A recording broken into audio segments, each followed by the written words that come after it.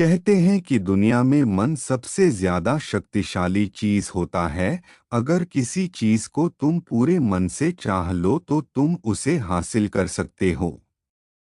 ये मैं नहीं कहता, यह सभी महापुरुषों का कहना है। लेकिन अगर यह सत्य है, ये सच है, तो हम जो अपने मन से चाहते हैं वह हमें हासिल क्यों नहीं होता है। भाई, कोई भी इंसान अपने मन में तो दुख नहीं चाहेगा, लेकिन वो रहता तो दुखी है। हर इंसान अपने मन से तो कामयाब होना चाहता है, खूब पैसा कमाना चाहता है, लेकिन फिर भी वह कामयाब नहीं होता। भला ऐसा दुनिया में कौन इंसान होगा जो अपने मन में यह चाहेगा कि मैं नाकामयाब रहूं या मैं पैसा ना कमाऊं। सोचने की बात है। तो इसमें दो चीज निकलकर सामने आती है। या तो वह महापुरुष गलत थे जिन्होंने यह बात बोली कि मन से चाहे हुई चीज हासिल हो जाती है, या फिर हम गलत हैं। आज की पोस्ट में मैं जो कहानी बताने वाला हूँ उसमें आपको एक ऐसा मंत्र मिलेगा। उसे समझने के बाद आपको एक ऐसा मंत्र का पता चलेगा जिससे आप यह समझ पाएंगे कि अपने मन से कोई भी चीज कैसे करवाई जाती है। मन में किसी भी बात का बीज कैसे बोया जाता है, यह इस कहानी से आपको अच्छी तरह से समझ में आ जाएगा। और इससे आप यह भी समझ पाएंगे कि आकर्षण का नियम कैसे काम करता है। कहानी छोटी सी है, लेकिन बहुत ही गहरी है। इस कहानी को पूरा लास्ट तक सुनना तो ही आप अच्छे से इस कहानी का पूरा लाभ ले पाएंगे। तो चलिए कहानी की शुरुआत करते हैं। एक बार की बात है, एक आदमी के जीवन में सिर्फ दुख ही दुख था। वह जो भी काम करता उस बेचारे का वह काम पूरा ही नहीं होता। घर में आता तो घर में कलेश बना रहता, किसी से कोई मदद मांगता तो कोई उसकी मदद नहीं करता था। ऐसा लगता था कि चारों तरफ से उसके ऊपर दुख का पहाड़ टूट पड़ा है। उसे समझ नहीं आ रहा था कि मैं इन दुखों से कैसे बाहर निकलूं। वह दिन रात यही सोचता रहता था कि अपने दुखों से छुटकारा कैसे पाना है। इसी कारण से वह रात में सो भी नहीं पाता था। उसकी आंखों के नीचे बड़े बड़े काले घेरे बन गए थे, जो इस बात का प्रतीक थे कि वह आदमी कितना दुखी है और कितना चिंतित है। कभी कभी तो उसके मन में आत्महत्या करने के भी ख्याल आते थे, लेकिन अपने परिवार की चिंता करके वह यह कदम नहीं उठा पाता था। वह इतना दुखी हो गया कि उसने निर्णय किया कि वह इन दुखों से छुटकारा पाकर ही रहेगा। इसके लिए चाहे उसे कितनी ही मेहनत करनी पड़े, कुछ भी करना पड़े, चाहे अंगारों पर चलना पड़े, लेकिन इन दुखों से छुटकारा हासिल करके रहेगा। ऐसे ही एक दिन उसने अपने मित्र से पूछा कि मैं अपने जीवन को कैसे सुधारें। उसके मित्र ने उसे बताया कि तुम किसी बाबा के पास चले जाओ। बाबाओं के पास ऐसा मंत्र होता है जिससे सारे दुख मिट जाते हैं, जीवन खुशियों से भर जाता है और धन संपदा भी हासिल होती है। तुम किसी ऐसे बाबा को ढूंढ लो, बस तुम्हारा काम बन जाएगा। उस आदमी के मन में यह बात पूरी तरह से पक्की बैठ गई कि कोई बाबा ही मेरा दुख दूर कर सकता है। और इसीलिए उसे किसी भी बाबा के बारे में पता चलता तो वह उस बाबा के पास पहुंच जाता, उस बाबा को अपनी समस्या बताता और उससे उसका समाधान पूछता और कहता कि बाबा, मैं कुछ भी करने के लिए तैयार हूँ, लेकिन मेरी इन समस्याओं से मुझे छुटकारा दिला दीजिए। आप जो कहेंगे मैं वह करूँगा, लेकिन मेरे जीवन को सुधार दीजिए। बाबा उसे कुछ टोने टोटके बताते थे करने के लिए और बदले में दान दक्षिणा ले लेते थे कि यह टोना टोटका करने के बाद तुम्हारे घर में सुख शांति बनी रहेगी। बस इस टोने टोटके को पूरी विधि के साथ करना। वह आदमी घर लौटकर पूरी विधि के साथ टोने टोटके करने लगा, लेकिन बहुत टोने टोटके करने के बाद भी उसके जीवन में कुछ बदलाव नहीं आया। इसके विपरीत उसका जीवन और ज्यादा दुखी हो गया। जो भी बाबा उसे टोना टोटका देता था वह बदले में उससे दान दक्षिणा लेता था, जिससे उसका धन भी धीरे धीरे खत्म हो रहा था। इससे उसके जीवन में दुख और ज्यादा बढ़ गया। तब उसे लगा कि बाबाओं के पास जाने से तो मेरे जीवन में दुख कम होने की वजह बढ़ते ही जा रहे हैं, तो मुझे क्या करना चाहिए? बाबाओं के पास जाऊं या ना जाऊं? फिर एक दिन एक आदमी ने उसे बताया कि तुम अपने घर में किसी पंडित को बुलाकर हवन करवा लो। हवन होगा तो घर भी शुद्ध हो जाएगा। कोई भी बुरी ऊर्जा होगी घर में तो वह घर से बाहर चली जाएगी। किसी पंडित को बुलाकर पूरे विधि विधान उसे मंत्र उच्चारण कराओ, हवन कराओ, जिससे घर में सुख शांति आए। उस आदमी के मन में यह बात बैठ गई और उसने एक पंडित को अपने घर पर बुलाकर हवन करवा दिया। हवन अच्छी तरह से संपन्न हुआ। बदले में पंडित ने भी अच्छी दान दक्षिणा ली और उसके बाद पंडित वहां से चला गया।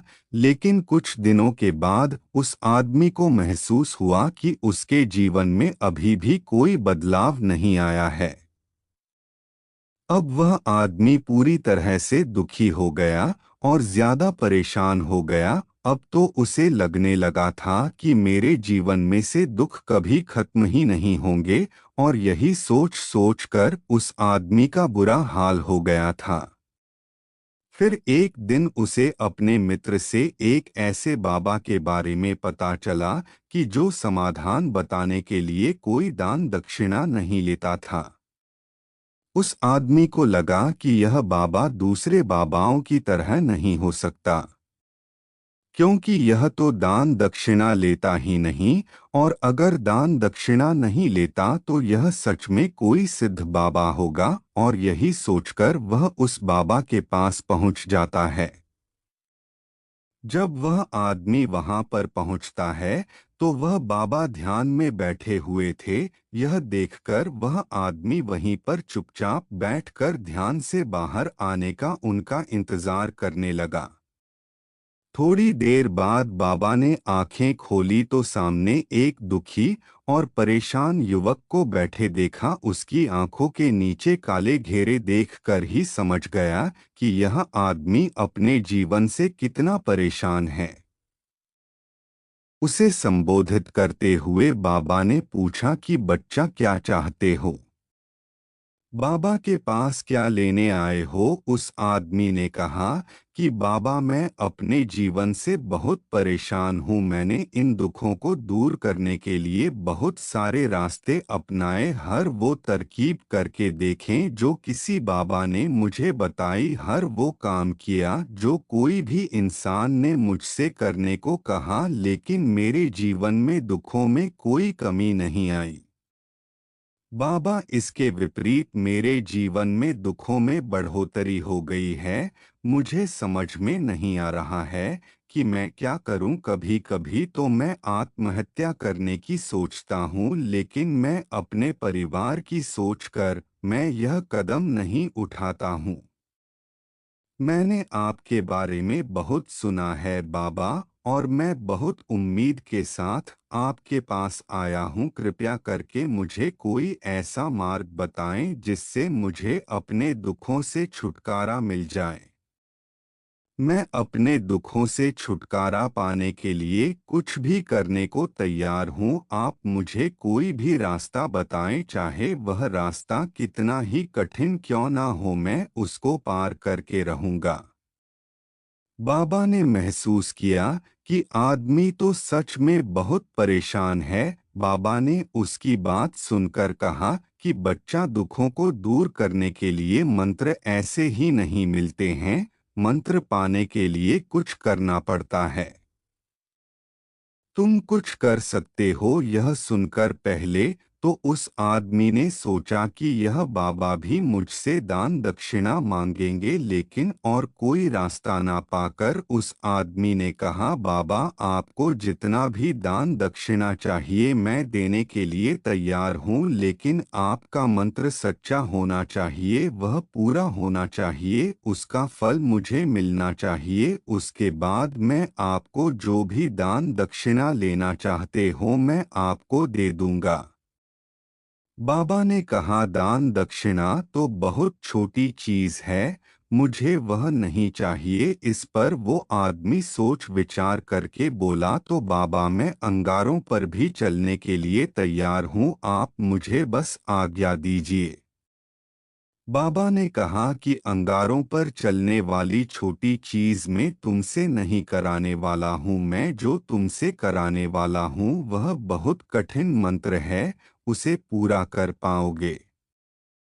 उसने कहा, बाबा आप मुझे बताइए तो सही, मुझे करना क्या होगा, मैं कुछ भी करने के लिए तैयार हूँ। इस पर बाबा ने उसे कहा कि यहाँ से जब तुम अपने घर जाओ तो रास्ते में अपने मन में यह दोहराते जाना कि मैं सुखी हूँ, मैं सुखी हूँ, बार बार अपने मन में यही दोहराना, और याद रहे जुबान पर यह नहीं आना चाहिए, यह सिर्फ मन में दोहराना है।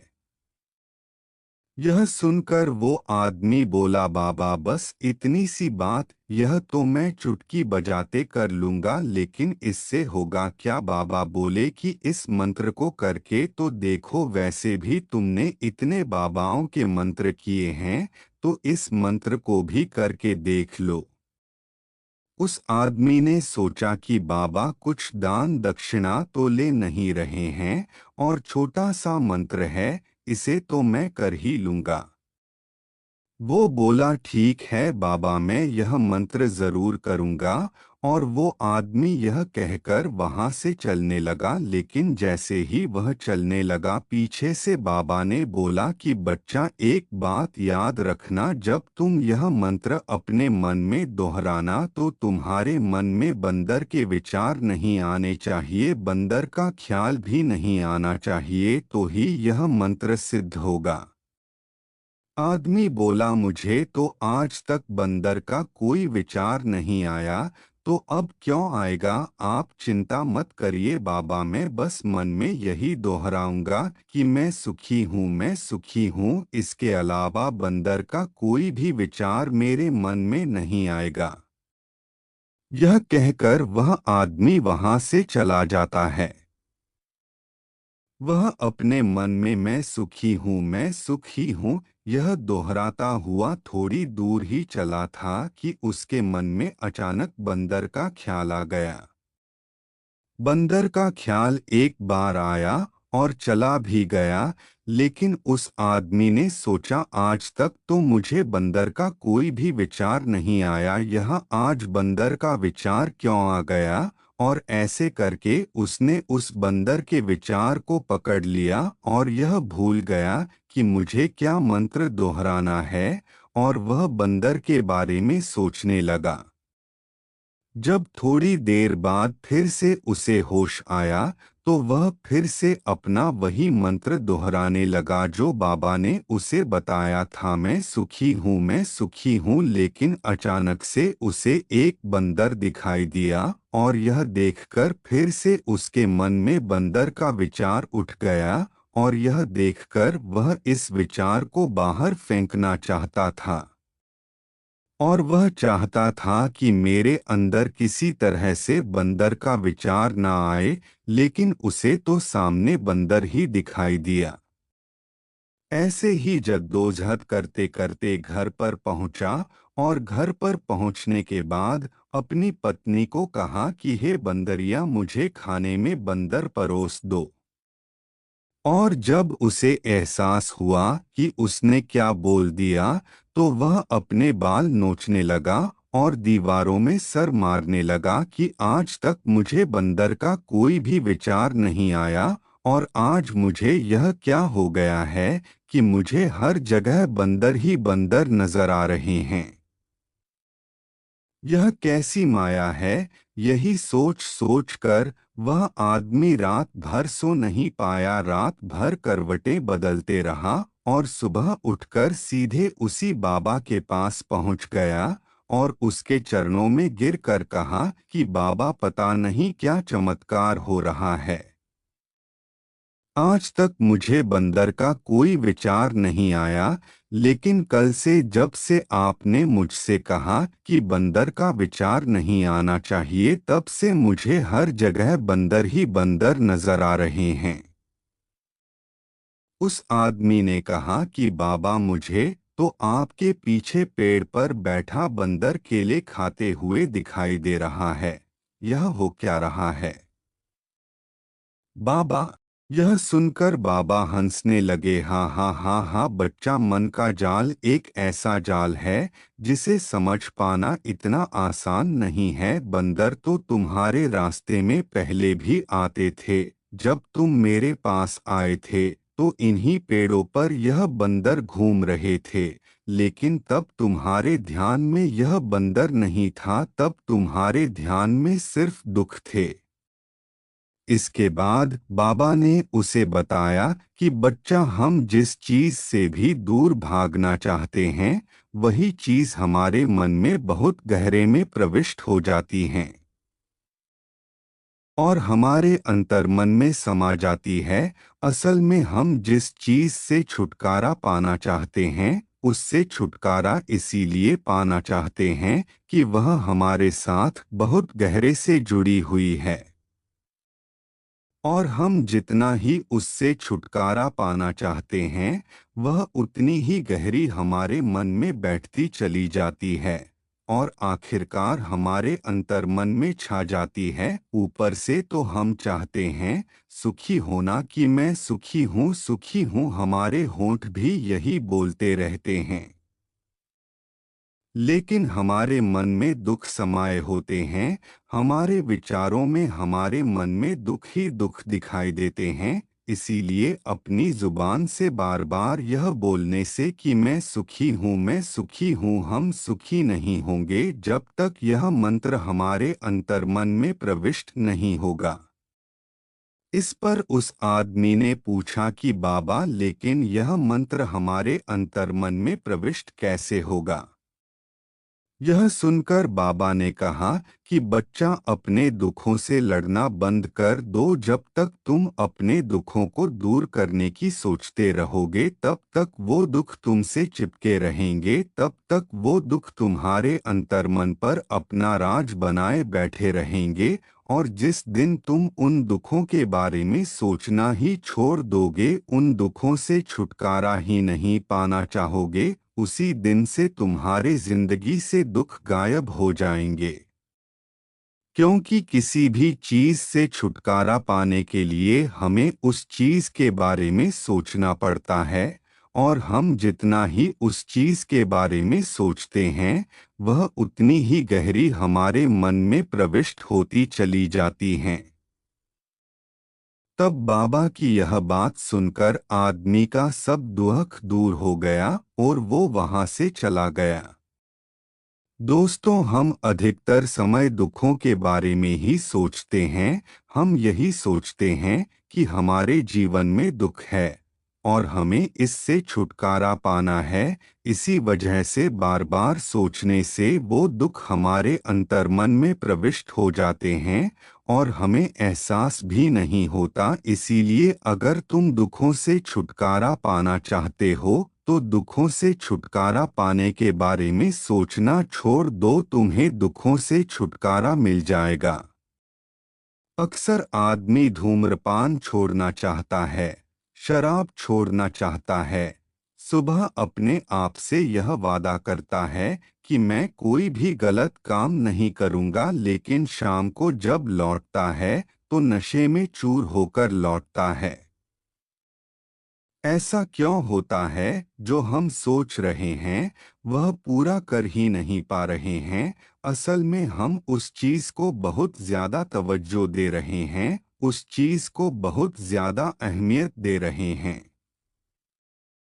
जब भी हम उस चीज को छोड़ने के बारे में सोचते हैं तो हम उसकी विशेषता और ज्यादा बढ़ा देते हैं। हमारा मन उस चीज के बारे में जितना ज्यादा सोचेगा, शराब या धूम्रपान छोड़ने के बारे में जितना ज्यादा सोचेगा, हमारा मन उतना ही उस चीज के पीछे ज्यादा भागेगा। हमें उस चीज से लड़ना नहीं है, बल्कि बिना सोचे गुजर जाना है। और अगर हम इस मंत्र को समझ लेते हैं तो हम अपने जीवन में जो भी पाना चाहते हैं उसे अपने अंतर्मन में डाल सकते हैं।